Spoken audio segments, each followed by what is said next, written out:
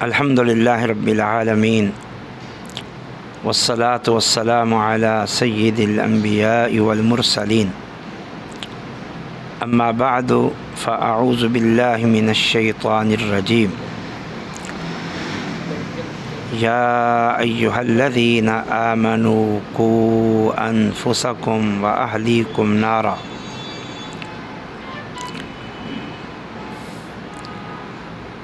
عرصہ 2 مہینے سے زائد سے اور بالخصوص 15-20 دنوں سے اہل پاکستان اور بالخصوص اہل کراچی شدید ترین گرمی کی لپیٹ میں۔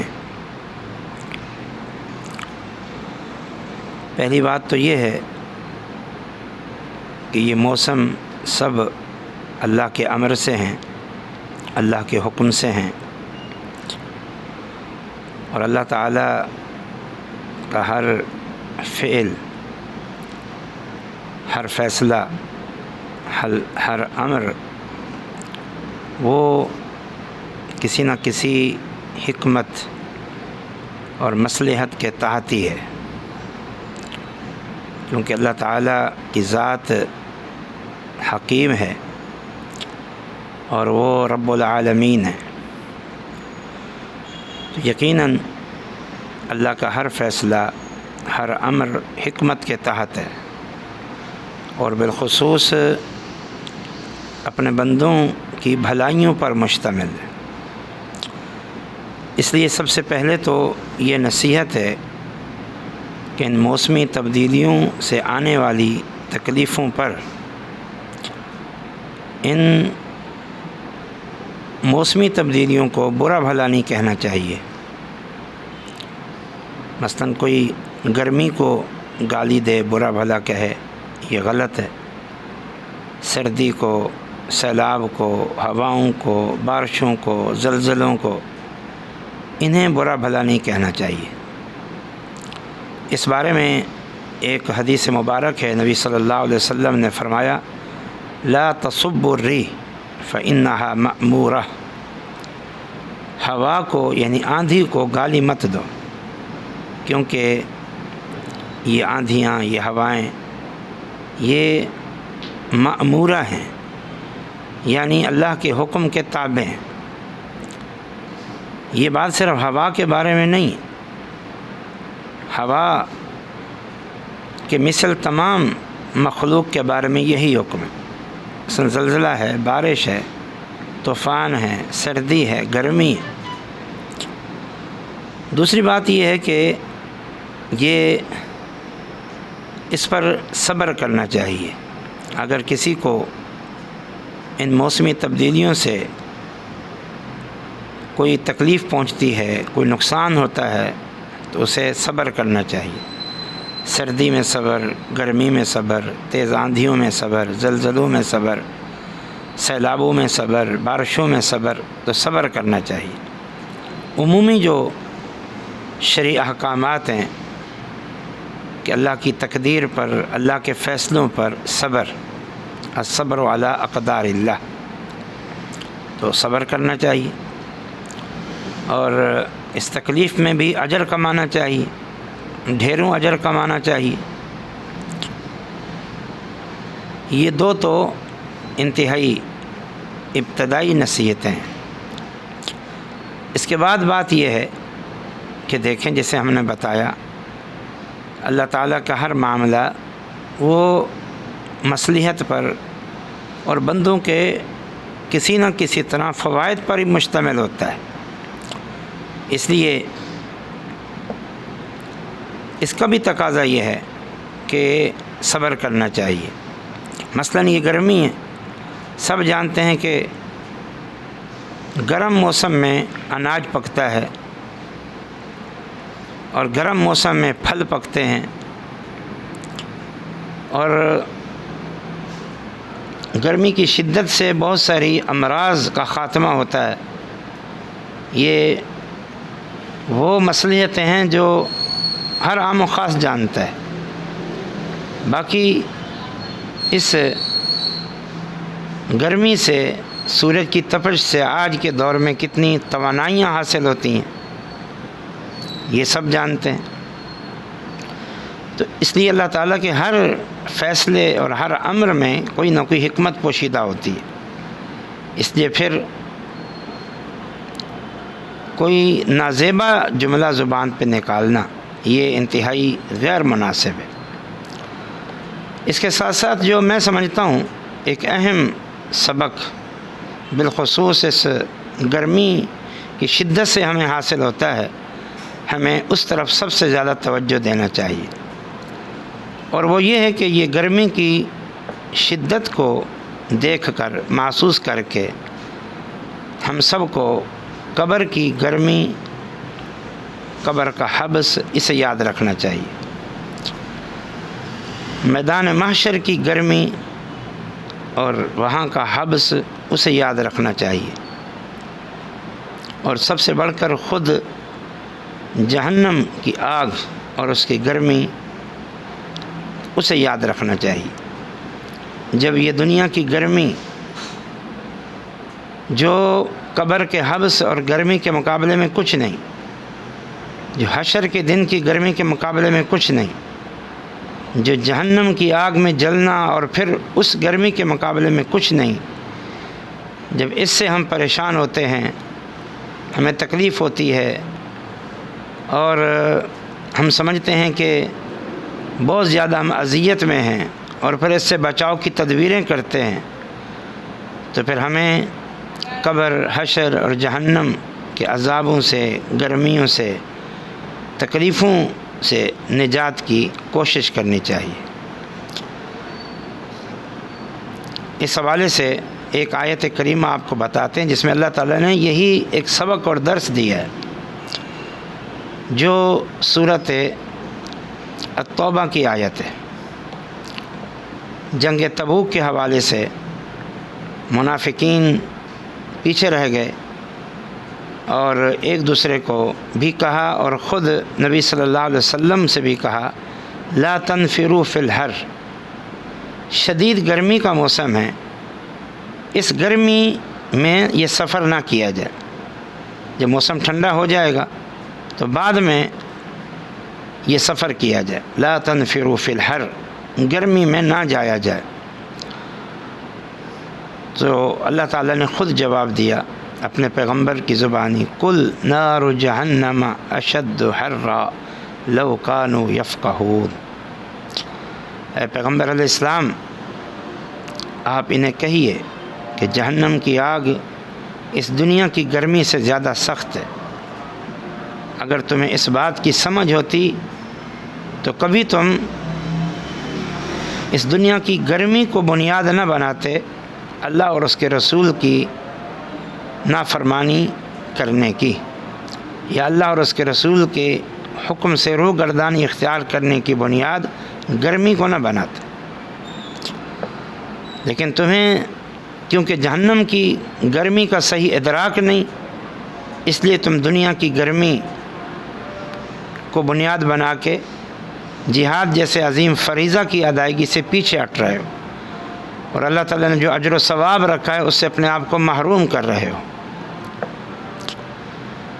اللہ اکبر۔ تو اللہ تعالیٰ نے فرمایا نار جہنم اشد حرا، جہنم کی آگ زیادہ سخت ہے، یعنی اس کی گرمی یا اس کی تپش زیادہ ہے، کیوں نہ ہو۔ خود نبی صلی اللہ علیہ وسلم نے ارشاد فرمایا، نارکم ہذہ جزء من 70 جزءا من نار جہنم، آپ نے فرمایا کہ اے لوگو تمہاری یہ جو دنیا کی آگ ہے یہ جہنم کی آگ کے 70 حصوں میں سے ایک حصہ ہے، یعنی جہنم کی آگ کی شدت کے 70 حصے کر دیے جائیں تو یہ جو دنیا کی آگ ہے اس کا ایک حصہ ہے۔ اس سے آپ اندازہ لگائیں کہ جہنم کی آگ کتنا سخت ہے۔ اور ایک حدیث میں یہ لفظ ہیں کہ ہر جو ہے نا کہ وہ جہنم کی آگ کے جو 70 حصے ہیں ان میں سے ہر حصہ وہ دنیا کی آگ کی طرح گرم ہے، یعنی ایک حصہ دنیا کی آگ کی طرح گرم اور پھر 70 حصوں پر وہ مشتمل تو ہے کسی کے بس میں؟ جلانے کے لیے تو یہ دنیا کی آگ ہی کافی ہے، تپش برداشت نہیں ہوتی، اس موسم میں آگ کے قریب بیٹھنا برداشت نہیں ہوتا، آگ میں جلنا کہاں سے برداشت ہوتا ہے، اور وہ اس سے 70 گنا تیز آگ۔ تو یہ در حقیقت اللہ تعالیٰ کی طرف سے ایک سبق ہے ہمیں، اور یہ بھی اللہ کا انعام ہے۔ کاش ہم اس پر غور کریں کہ اللہ تعالیٰ اس طرح وہ ہمیں سمجھاتا ہے، ڈراتا ہے، خبردار کرتا ہے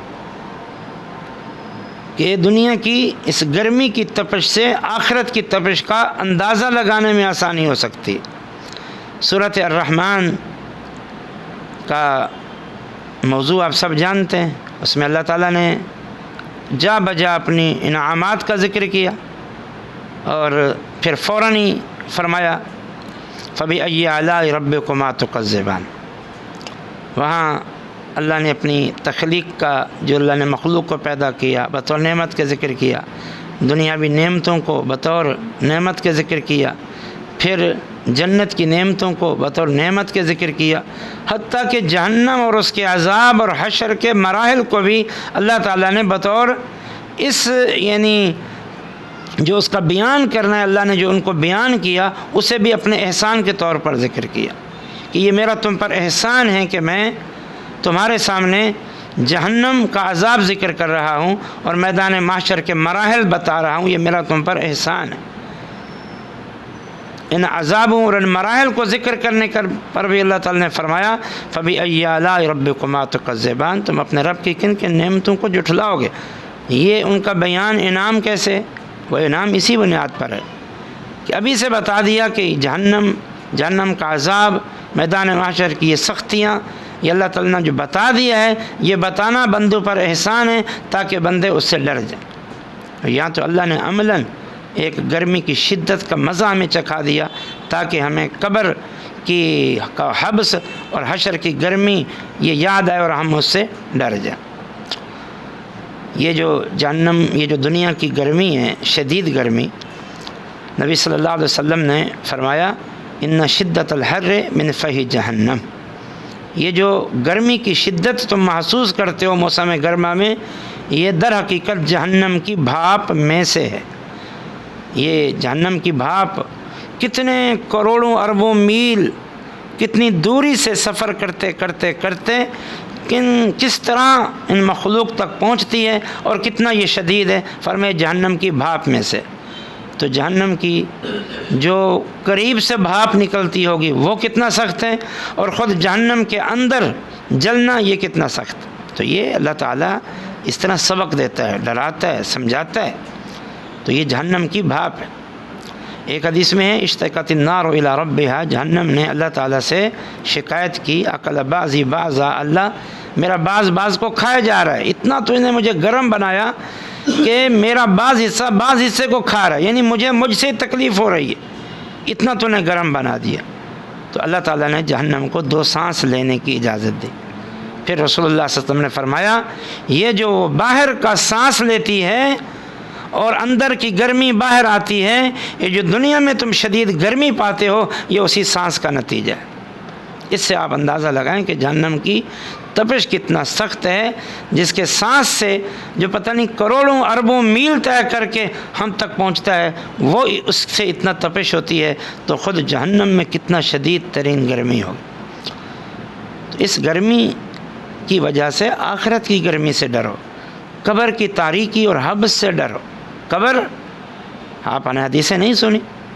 نبی صلی اللہ علیہ وسلم نے فرمایا جب کافر اور منافق سوالات کے جواب نہیں دے پاتا، جھوٹا ثابت ہو جاتا ہے، تو پھر کیا اعلان ہوتا ہے؟ ان قد کذب عبدی، یہ بندہ جھوٹا ہے، لہذا اب ففرشوا له من النار والبسوا له من النار، اس کو جہنم کا بستر دے دو، اسے جہنم کا لباس دے دو، وفتحوا له بابا من النار، اور جہنم کی طرف سے دروازہ کھول دو۔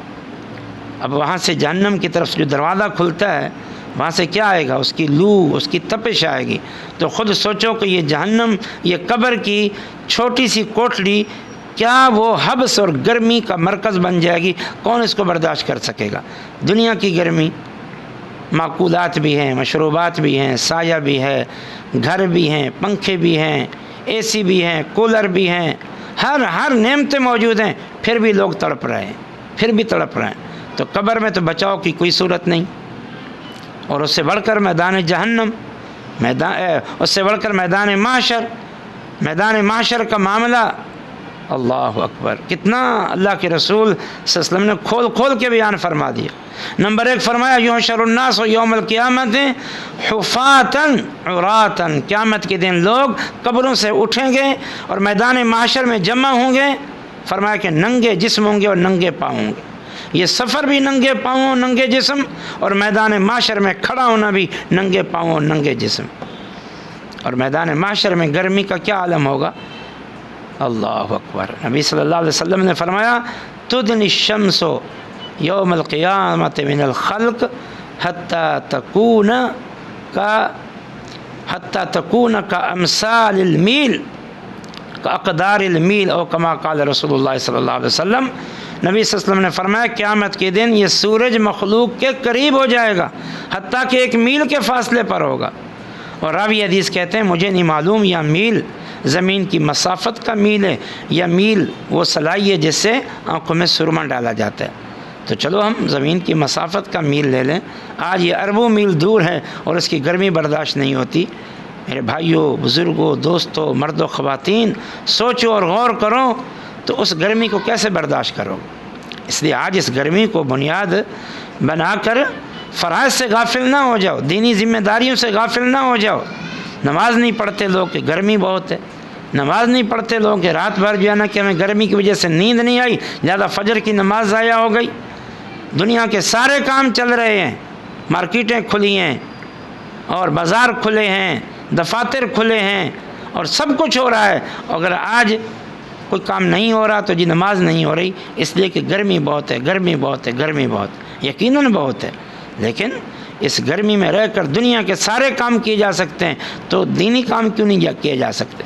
دوسرا، اس دنیا کی گرمی سے بچاؤ کی ہزاروں تدبیریں ہیں، لاکھوں خرچ کرتے ہیں اور ساری محنتیں کرتے ہیں، تو پھر آخرت کی گرمی سے بچاؤ کے لیے کیوں بھاگ دوڑ نہیں کرتے؟ کیوں کوشش نہیں کرتے؟ کیوں محنت نہیں کرتے؟ اللہ تعالیٰ کا ارشاد ہے یا ایھا الذین آمنوا قوا انفسکم واہلیکم نارا، اے ایمان والو اپنے آپ کو اور اپنے گھرانے کو جہنم کی آگ سے بچا لو۔ تو جہنم کی آگ سے اپنے آپ کو بچانا یہ در حقیقت ہمارا مشن ہونا چاہیے۔ جنت کا حصول اور جہنم سے آزادی یہ ہمارا مشن ہو، یہ ہماری منزل ہو، اسے جو ہے نا کہ مطمع نظر جو ہے نا کہ بنا لو، تاکہ ہم آخرت کی ان تکالیف سے، ان مصائب سے، ان مشاکل سے بچ جائیں۔ اہل ایمان کی یہ دعائیں ہوتی تھیں، ربنا اصرف عنا عذاب جہنم ان عذابها کان غراما انها ساءت مستقرا ومقاما۔ یہ عباد الرحمن ہیں جن کے اوصاف میں سے یہ ہے، صرف ایک وصف بتاتا ہوں کہ ان میں سے ایک یہ ہے کہ یبیتون لربہم سجدا وقیاما، کہ راتوں کو وہ تہجد پڑھتے ہیں، تو باقی اعمال کس قدر ان کے ہوں گے ماشاءاللہ۔ تو تہجد گزار ہیں، لیکن جہنم کا ڈر اور خوف ان پر کیسے سوار ہے کہ یہ دعائیں کرتے رہتے ہیں، ربنا اصرف عنا عذاب جہنم، اے اللہ ہم سے جہنم کے عذاب کو پھیر دے، جہنم کا عذاب چمٹ جانے والا ہے، وہ بہت برا ٹھکانہ ہے۔ تو دنیا میں رہ کر اس گرمی اور یہاں کی تکلیفوں کو برداشت کرتے ہوئے، اس آخرت کی تکلیفوں کو یاد کرتے ہوئے اپنے آپ کو آخرت کی ان تکلیفوں سے، ان مصائب سے، ان مشکلات سے بچانے کی کوشش کریں۔ بہت ساری باتیں اور کی جا سکتی ہیں، لیکن ہم اسی پر اکتفا کرتے ہیں، اور یہ مجھے کچھ نصیحت عرض کرنے کو کہا گیا، تو یہ چند باتیں میں نے آپ کے لیے، اپنے آپ کے لیے بطور نصیحت کے کہی ہیں۔ اللہ تعالی ہم سب کو آخرت کی فکر کا جذبہ عطا فرمائے، اور اللہ تعالی ہمیں جہنم کے عذاب سے بچائے، قبر کے عذاب سے بچائے۔ رسول اللہ صلی اللہ علیہ وسلم کی بہت ساری دعائیں ہیں، بلکہ ایک دعا تو وہ ہے جو آپ نے تعلیم دی، صحابہ کہتے ہیں کہ آپ نے ہمیں اس دعا کی ایسے تعلیم دیتے تھے جیسے کسی قرآن کی آیت کی تعلیم دیتے ہوں۔ اللہم انی اعوذ بک من عذاب القبر واعوذ بک من عذاب جہنم واعوذ بک من فتنۃ المسیح الدجال واعوذ بک من من فتنۃ المحیا والممات، یہ تشہد میں پڑھنے کی دعا ہے۔ تو کثرت سے ہمیں قبر کے عذاب سے، حشر کی سختیوں سے پناہ مانگنی چاہیے۔ ایک حدیث میں آتا ہے جو نسائی اور ابو داؤد اور ابن ماجہ میں ہے کہ اللہ کے نبی صلی اللہ علیہ وسلم جب تہجد کے لیے اٹھتے تو اٹھتے ہی 10 مرتبہ سبحان اللہ، 10 مرتبہ الحمدللہ، 10 مرتبہ اللہ اکبر، 10 مرتبہ لا الہ الا اللہ، پھر اللہم اغفر لی ورحمنی وجبرنی وعافنی ورزقنی، یہ پڑھتے اور پھر آخر میں کہتے اللہم انی اعوذ بک من ضیق المقام یوم القیامہ، اے اللہ میں تجھ سے قیامت کے دن جگہ کی تنگی سے پناہ چاہتا ہوں، کہ قیامت کے دن کی جو جگہ ہے وہ بڑی تنگ ہوگی میدان محشر میں، یعنی گرمی ہو اور اس گرمی میں جگہ بھی نہ ملے تو کتنا تنگی اور مشکل ہو۔ گرمی، حشر کی گرمی سے مجھے ایک اور حدیث بھی ذہن میں آئی، اللہ اکبر، صحیح مسلم میں ہے، غالباً رسول اللہ صلی اللہ علیہ وسلم نے فرمایا کہ اس دن کی گرمی کی شدت سے لوگوں کے پسینے بہہ پڑیں گے۔ کچھ لوگ ایسے ہوں گے کہ ان کا پسینہ ان کے گھٹنوں تک پہنچا ہوگا، کچھ ایسے ہوں گے ان کا پسینہ ان کی کمر تک پہنچا ہوگا، کچھ ایسے ہوں گے ان کا پسینہ ان کے سینے تک، اور کچھ ایسے ہوں گے کہ ان کا پسینہ اللہ اکبر پہنچا ہوگا الی انصاف اذنیہ، اس کے کانوں کے نصف تک، آدھے ناک کے نصف تک، آدھے ناک تک پانی پہنچا ہوگا، اس قدر شدید ترین گرمی ہوگی اور اس قدر پسینہ ہوگا۔